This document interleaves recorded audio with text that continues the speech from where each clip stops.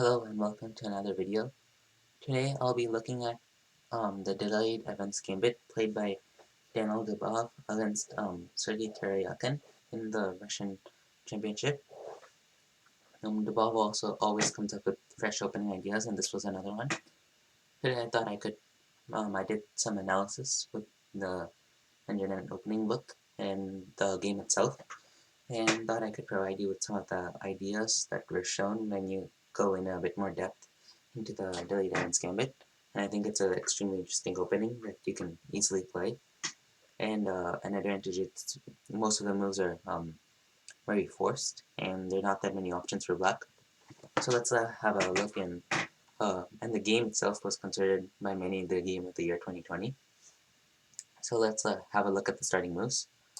E4. You have to get these moves on the board first before you can get the Delayed Evans Gambit. E5. Knight f3. Knight c6. Bishop c4. The Italian game.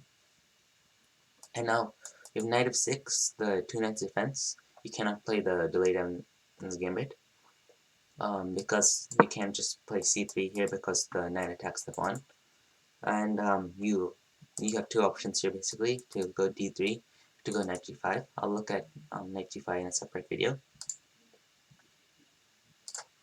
So, but you need bishop c5 to be played. And now instead of going d4 right away, which is the normal Evans Gambit, which I think is a bit theoretical, we go c3, praying d4, and now knight f6, the only good move for black here. Now we go d4 here, and now black's good, again, has an only move in taking the pawn. If it should be 6, we just have this beautiful center, and we can just take this pawn and have the initiative. So he takes e4 as the main move. Now instead of recapturing this pawn, we're going e5. The move is b4. This is the starting position of the Delayed Evans Gambit. We aim to get active attacking positions. And we also take our book open our opponent out our book early. And now black has two possible bishop retreats here, to bishop b6 and to bishop b7.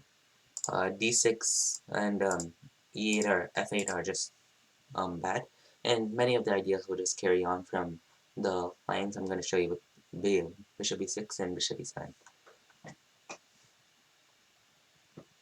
If you want to skip between variations, you can just look in the video viewer and the video viewer in the description, and I provided timestamps for you, as well as the PGN with containing the notes. So first, let's look at bishop b6.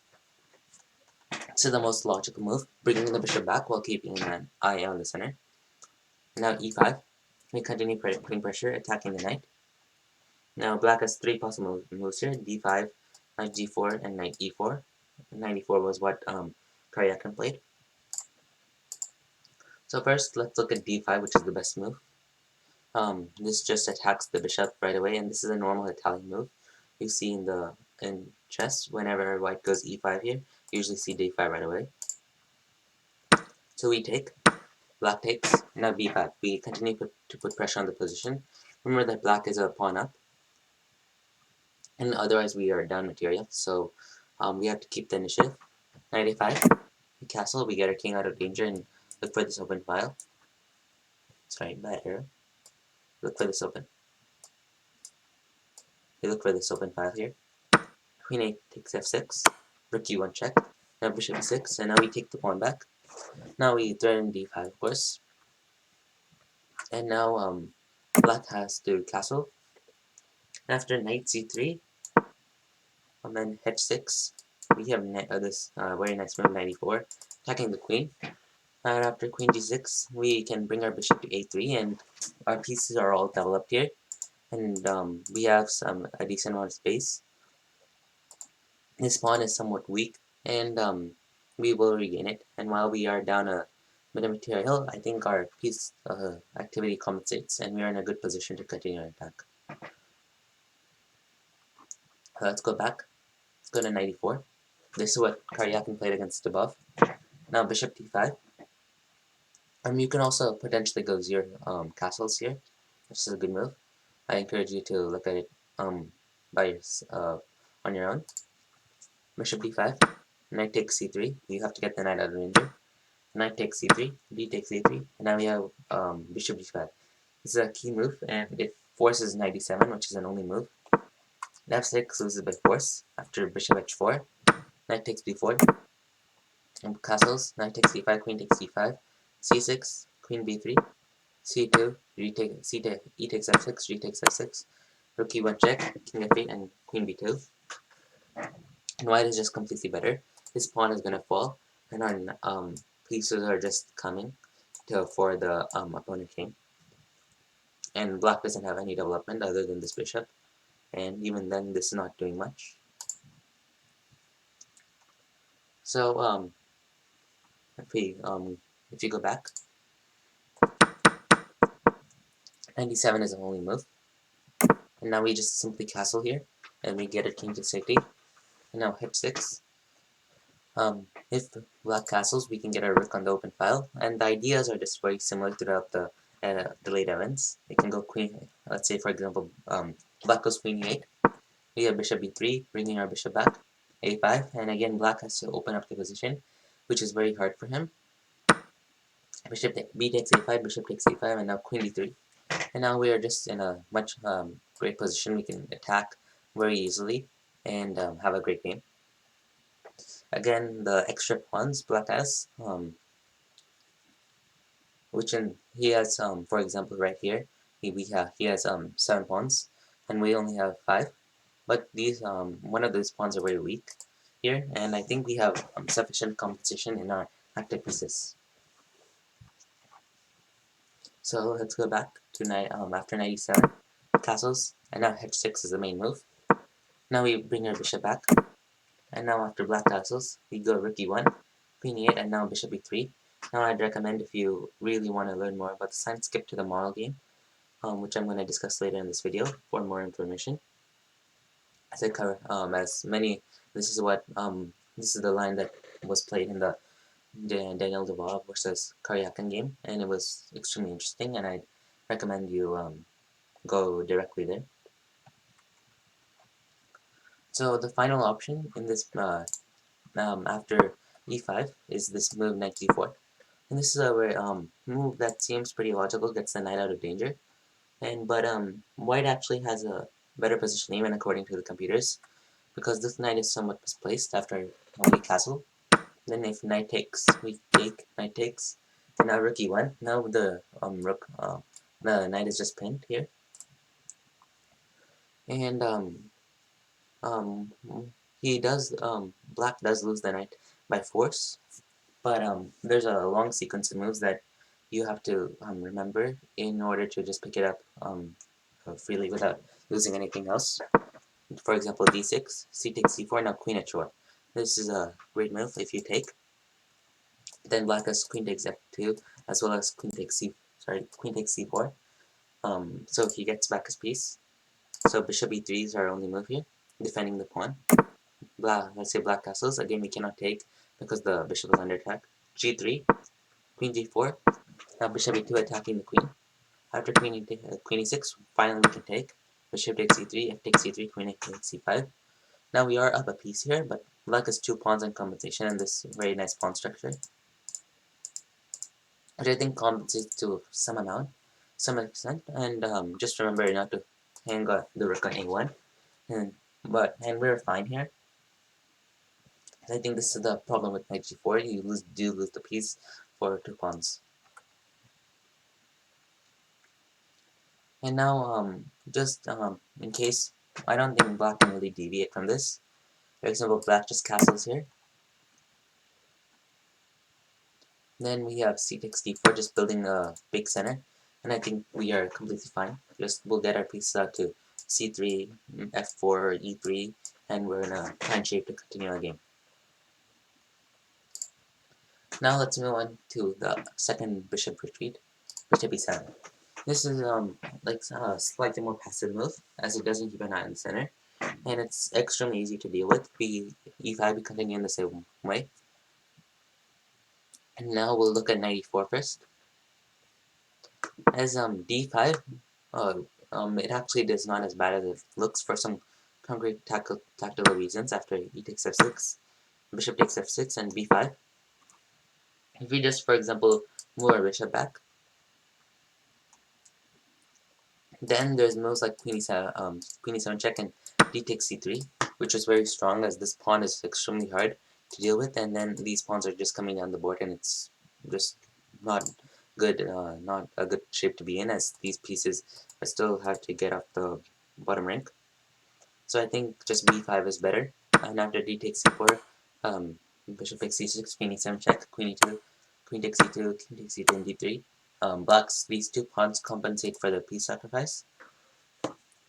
And this bishop pair is also extremely dangerous, so we have to be careful here. But I think we're in a good position. And our main idea, is just to target the c4 pawn, and with our pieces. And then if we once we do that, and the d3 pawn falls too, we're gonna be in just much better. Remember just to keep blockading this pawn, so it just cannot advance any further. So option 94. Let's look the second option. We have b5 and a5. Bishop e2. We bring our bishop back calmly. I don't think the other bishop retreats are that good. Knight takes c3, knight takes c3, d takes c3, and now we castle. We castle and get to safety. And after queen c2, and then we're just gonna regain this pawn on c3 and just continue an attack in fine fashion. We don't even have to attack. We can just consolidate our advantage and be in a good shape. This knight is somewhat misplaced, and this bishop will probably get out via b7. But even that's going to take some time. And again, black does have better pawn structure, and we'll have a slightly better endgame if he trades down all his pieces. But we have sufficient compensation to get back our material before then. The final move is knight takes c4, which again isn't that scary. After c takes d4, we take the full center, and bishop b takes b4 check, bishop b2, b takes d2, knight b takes 2, and black castles, h3, knight h6. Now we castle, we are in fine position, we have a large center, and our knight can come to e4 later on. So after looking at this bit of this theory here, we can finally go into the model game, which I think was very nice. You probably have already seen it in other YouTubers' video analysis. But I'm gonna be looking at it in more to our relationship with the theory we already looked at. So e4, e5, knight f3, knight c6, bishop c4, bishop c5, c3, knight f6, d4, takes d4 and b4, the starting point of Evans, delayed Evans. Bishop e6, e5, knight e4, and I think again b5 is much better, as it just offers much more counterplay. Knight e4, bishop d5, and after knight takes c3, d takes c3, now bishop d5. This is again what we play, and I think the main idea of this, when you sack these pawns, to just get as much counterplay as possible and tie up the black position. Because remember that if you go into an endgame, you're gonna be worse. And while it's holdable, it's not gonna be fun to play. So we have to keep attacking. You shouldn't don't waste time on pawn moves or even just castling right away. 97 was played. Now we castle h6, bishop h4, and we have to just keep putting pressure. If we brought the bishop back, for example, maybe to get the pawn, he would just be slightly worse. Black castles, rook e1, getting the rook onto the open file. Queen e8, getting himself out of the pin. Bishop b3, a5, and again black has to free himself, which is extremely hard. And now comes brilliant move number 1, bishop f6, and now you can just take. That's after f takes e takes f6, we just have a pin. And remember that all this pressure is being applied, and it's extremely hard for black to get out. So a4, bishop g4, knight d6, and now queen d3. And remember to try to make use of this pin, and always attack on the piece. Always attack the square and the king side in general. d5, and now black has to free himself in some way or the other, and that means giving up material. E takes d6, bishop e6, queen takes g6, and now this is the brilliant move. You sacrifice a queen, and then after takes, you have rook takes, and now you get 2 minor pieces for the queen, but you get this extremely powerful attack. And now Daniil Dubov just converted it excellently. After queen f7, bishop takes c3, you win the pawn back. King h8, getting out of this threat. Rook e4, queen f5, rook e7, rook g8, bishop takes g8, and of course you have to protect your square, otherwise it's going to be mate. So you get back the exchange, and now d takes c7, and remember that this pawn, this e pawn, can become very fast, and it compensates for pretty much everything right now. And queen c2, bishop e5, you willingly give up the f2 pawn, which I think is important in this delayed Evans Gambit. You have to be willing to allow black to capitalize on your weakness in order for you to capitalize on his. The bishop takes f2, king h1, bishop e6, h3. You have to remember to give room to your king if needed. King h7, rook e1, a3, king h2, g5, knight d4, queen c4, and knight f5, and now you have all this pressure on the board, and again, you have to keep that pressure up in the late events until you get back your material. And now the game was converted by Dubov very quickly. Queen takes b4, rook c1, king g6, rook takes g7 check, king takes f5, rook takes g8, bishop takes c7. Of course, you can't take right here because this pawn is about to promote. So bishop takes c5, bishop takes c7, and as powerful as the queen is, it's not as good as a 2 rooks and a bishop, especially when this pawn is blockaded. Queen b2, rook c5 check, king e4, and rook d8. Now Karjakin resigned, as 2 rooks and bishop are far better than a queen. And I think this game goes to show that the power of the Delayed Evans, as it's not clear where Sergey went wrong, and it showed some general ideas. So I hope you enjoyed the video. Please consider subscribing to my channel. I'll try coming up with more content like this. Thanks for watching. Again, the PGN is in the description with the notes, and I'll see you all next time. Thanks. Bye bye.